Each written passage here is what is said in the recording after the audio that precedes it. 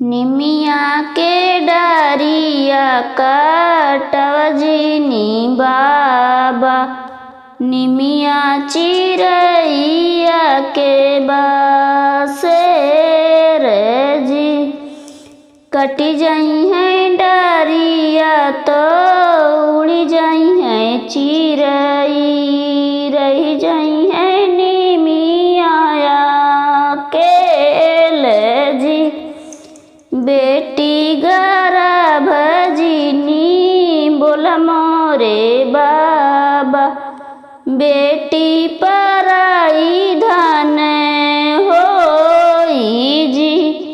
चली जाई है बेटी तो सुनी हुई है बखरी, रही जाई है माई आया के ले जी।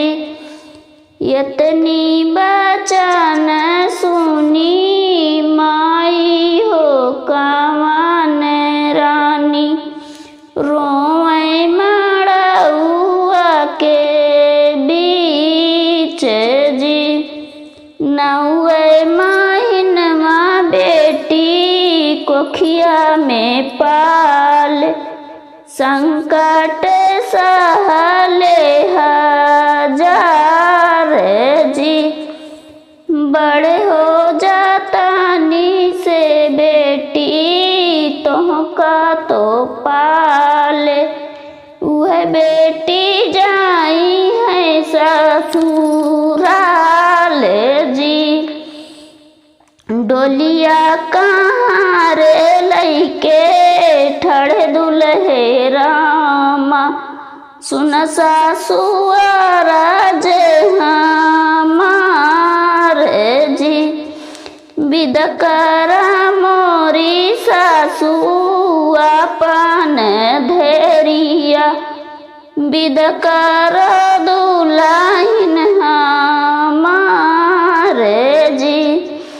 बहिरे से आवे भैया कवन रामा, नैना न ढूर लागे आस जी।